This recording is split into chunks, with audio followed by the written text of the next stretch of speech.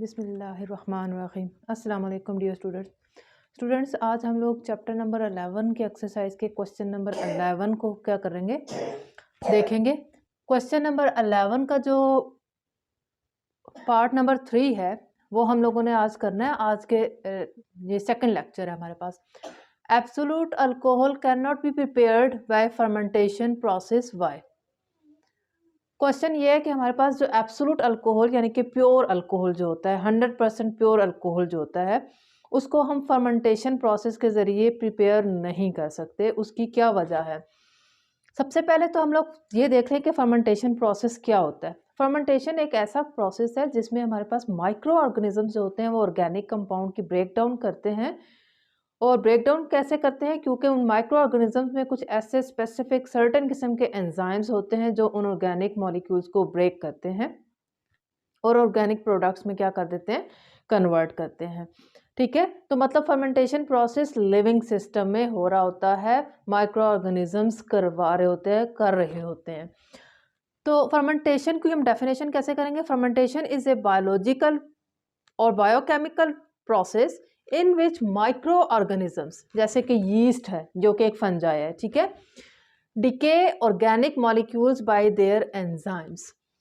तो उन micro organisms के अंदर फर्मेंटेशन प्रोसेस हो रहा है, वो फर्मेंटेशन करवा रहे हैं और फर्मेंटेशन के ज़रिए अल्कोहल प्रिपेयर करवाया जाता है। वर्ल्ड वाइड इसको प्रिपेयर करवाया जाता है। अच्छा, तो वजह पूछी गई है कि क्यों हम लोग फर्मेंटेशन के ज़रिए 100% प्योर अल्कोहल नहीं बना सकते। The optimum temperature required for this process is 25 to 35 degree. Temperature हम लोगों को ऑप्टिमम यानी कि जिस पे ज़्यादा से ज़्यादा यील्ड हो सके वो होता है 25 से 35 डिग्री। क्योंकि लिविंग ऑर्गेनिजम्स हैं, हमारे माइक्रो ऑर्गेनिजम्स जो हैं, लिविंग सिस्टम है, तो लिविंग सिस्टम जो होता है वो हाई टेम्परेचर पे या बहुत लो टेम्परेचर पे काम नहीं करता। उसका एक ऑप्टिमम टेम्परेचर की रेंज होती है, तो वो 25 से 35 है। और दूसरी बात, डाइल्यूशन इसमें रिक्वायर्ड होती है, मतलब कि हम कॉन्टीन्यूसली फर्मेंटेशन जब कर रहे होते हैं माइक्रो ऑर्गेनिजम्स, तो उसको डाइल्यूट करते रहते हैं, उसमें वाटर डालते रहते हैं। उसकी रीज़न ये है कि डाइल्यूशन जो होती है, अगर हमारे पास वो क्या होता जाएगा, अल्कोहल कंसंट्रेटेड होता जाएगा, मतलब हम लोग उसकी डाइल्यूशन नहीं करेंगे तो अल्कोहल क्या होता जाएगा, कंसंट्रेटेड होता जाएगा। उसकी जो कंसंट्रेशन है, जब वो क्या हो जाती है, या प्यूरिफिकेशन भी हम बोल सकते हैं कंसंट्रेशन को, तो वो हमारे पास जैसे ही 14% से इंक्रीज करती है तो माइक्रो ऑर्गेनिजम्स जो होते हैं उनके एंजाइम्स इनएक्टिव हो जाते हैं।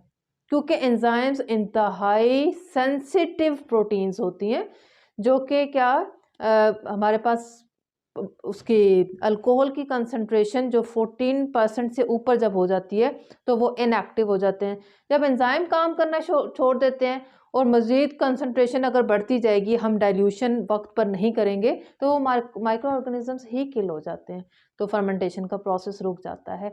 यही वजह है कि हम लोग जो है इथेनॉल जो बनाते हैं बाय फर्मेंटेशन, वो 12% से 14% तक ही प्रिपेयर हो सकता है। Fermentation gives only 12 to 14% ethanol. Beyond this limit, enzymes become inactive and kill the microorganisms. Hence, we cannot obtain absolute alcohol. Absolute alcohol mean pure alcohol, 100% alcohol. इसी वजह से हम लोग प्रिपेयर नहीं कर सकते। आप इसका स्क्रीनशॉट ले लें। अब हम लोग चलते हैं फोर्थ जो इस रीजनिंग है उसकी तरफ।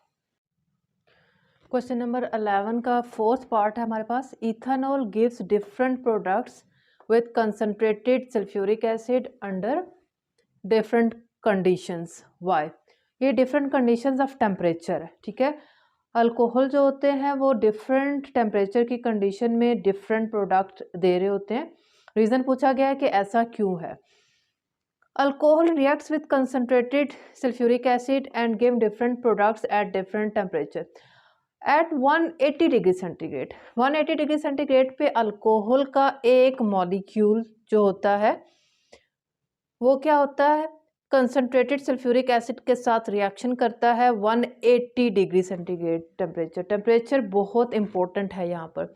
तो हमारे पास इथीन बनता है और साथ में वाटर एलिमिनेट हुआ है उसी मॉलिक्यूल के अंदर से, ठीक है। यानी कि इथाइल अल्कोहल का एक ही मॉलिक्यूल था और उसी में से वाटर क्या हो गया, एलिमिनेट हुआ है। मतलब कि यहाँ पर एलिमिनेशन रिएक्शन हो रहा है, अल्फा बीटा एलिमिनेशन हो रही है यहाँ पर। तो eight high temperature 180 degree centigrade during mechanism hydrogen sulphate, sulphuric acid जब क्या होता है, डिसोसिएट होता है या आप कह लो आयोनाइज होता है, तो वो हमारे पास H पॉजिटिव और HSO4 नेगेटिव आयंस प्रोड्यूस करता है, ठीक है। तो जिसमें HSO4 नेगेटिव आयन है वो as a conjugate base act करेंगे।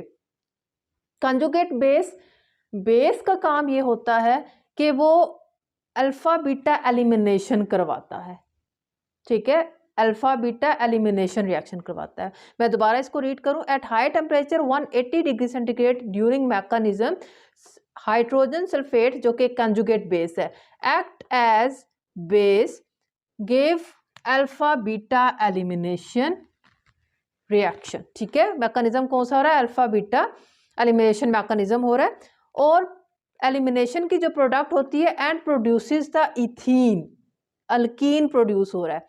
High temperature favours more dissociation of sulphuric acid, असल में हाई टेम्परेचर जो होती है वो डिसोसिएशन को फेवर कर रही है, जिसकी वजह से ज़्यादा बेस पैदा हो रहा है, ल्यूइस बेस, और ज़्यादा क्या हो रहा है हमारे पास, एलिमिनेशन रिएक्शन फेवर हो रहा है हमारे पास।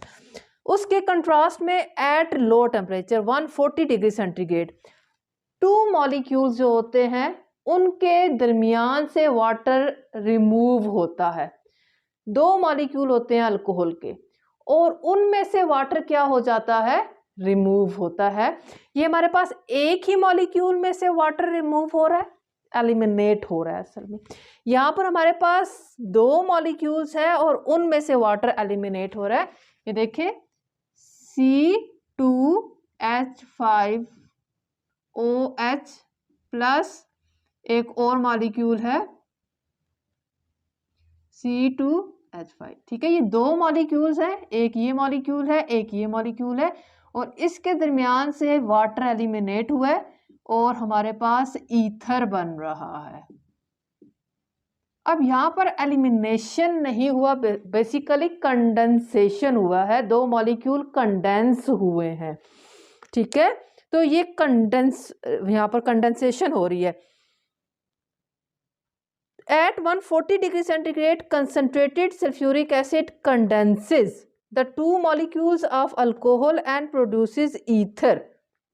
Concentrated sulfuric acid here act as a dehydrating और hygroscopic agent. हमें पता है कि जो concentrated sulfuric acid है वो बहुत अच्छा dehydrating agent है, hygroscopic agent है। आप इसका स्क्रीनशॉट ले लें। जी स्टूडेंट, क्वेश्चन नंबर 11 का लास्ट 5th पार्ट है। Water has higher boiling point than ethanol, why? Boiling point is a physical property controlled by intermolecular force. हम लोग जानते हैं कि बॉइलिंग पॉइंट्स जो है वो इंटरमॉलिक्यूलर फोर्सेस पर डिपेंड कर रही होती है, ठीक है। तमाम जो फिजिकल प्रॉपर्टीज होती हैं उनको कौन कंट्रोल करता है, इंटरमॉलिक्यूलर फोर्सेस कंट्रोल करती हैं। Both water and ethanol have same kind of intermolecular forces, that's mean hydrogen bonding. अब हमारे पास चाहे वाटर है या इथेनॉल है, दोनों के पास जो इंटरमॉलिक्यूलर फोर्स की टाइप है वो है हाइड्रोजन बॉन्डिंग। फिर भी हमारे पास वाटर का बॉइलिंग पॉइंट 100 है और अल्कोहल का, इथेनॉल का 78 डिग्री सेंटीग्रेड है। उसके पीछे क्या रीज़न है? This is due to the number of hydrogen bonds per molecule. जो वाटर है वो उसका एक मॉलिक्यूल के पास 2 हाइड्रोजन है, ठीक है। जैसा कि ये फिगर है, एक मॉलिक्यूल जो हमारे पास है, ये एक मॉलिक्यूल मैंने ड्रॉ किया हुआ है, इसके पास 2 हाइड्रोजन है। तो ये हमारे पास क्या करता है, ये आगे से 2 मॉलिक्यूल्स के साथ क्या करता है, इजीली हाइड्रोजन बॉन्डिंग करता है। यानी कि इसका हमारे पास यहाँ से हाइड्रोजन जो है, ये वाला हाइड्रोजन भी ऑक्सीजन के साथ एक्सटेंड किया हुआ होगा, हाइड्रोजन बॉन्डिंग बनाई होगी ऑक्सीजन के साथ, इस वाले हाइड्रोजन ने भी। अब इस मॉलिक्यूल की इस हाइड्रोजन ने भी एक और मॉलिक्यूल के ऑक्सीजन के साथ हाइड्रोजन बॉन्डिंग बनाई है, तो ये वाला भी बना रहा होगा, ठीक है। इसी तरह से इस मॉलिक्यूल की भी क्या है हमारे पास, इस साइड से भी जो हाइड्रोजन है वो हाइड्रोजन बॉन्डिंग बनाए हुए है, इस साइड की जो हाइड्रोजन है वो भी क्या है, हाइड्रोजन बॉन्डिंग बनाए हुए है। मतलब पर मॉलिक्यूल हमारे पास दोनों के दोनों हाइड्रोजन जो है वो अगले मॉलिक्यूल की ऑक्सीजन के साथ क्या कर रहे हैं, हाइड्रोजन बॉन्डिंग बना रहे हैं। तो वाटर के केस में एक मॉलिक्यूल के पास 2 हाइड्रोजन बॉन्ड होते हैं, इस वजह से उसका बॉइलिंग पॉइंट ज्यादा है, यानी कि 100 डिग्री सेंटीग्रेड होता है, ठीक है। This is due to the number of hydrogen bonds per molecule. Water has 2 hydrogen bonds per molecule, so has high boiling point. That's mean 100 degree centigrade. इसके मुकाबले में while ethanol has 1 hydrogen bond per molecule. ये देखें, ethanol C2H5OH, ये एक molecule मैंने बनाया है इथेनॉल का, इसका हमारे पास एक ही H है, तो वो अगले मॉलिक्यूल के O के साथ हाइड्रोजन बॉन्ड बनाएगा। फिर इसके पास अगले मॉलिक्यूल के पास क्या है, एक ही हाइड्रोजन है, वो अगले मॉलिक्यूल के साथ क्या बनाएगा, उसके ऑक्सीजन के साथ हाइड्रोजन बॉन्ड बनाएगा। तो पर मॉलिक्यूल 1 हाइड्रोजन बॉन्ड पर molecule in the case of ethanol मौजूद होता है। इस वजह से इसका बॉइलिंग पॉइंट जो होता है इथेनॉल का वो लेस होता है, 78 डिग्री सेंटीग्रेड होता है। तो ये था हमारा आज का क्वेश्चन नंबर 11, चैप्टर नंबर 11 का पंजाब टेक्स्ट बुक बोर्ड का। उम्मीद करती हूँ कि आपको समझ आ गया होगा। स्टूडेंट, आप अपने स्टडीज़ को कंटिन्यू रखें और बहुत ज़्यादा मेहनत करें, अपने इर्द गिर्द वालों का ख्याल रखें। अल्लाह पाक हम सब का हामी और नासिर हो। अल्लाह हाफिज़।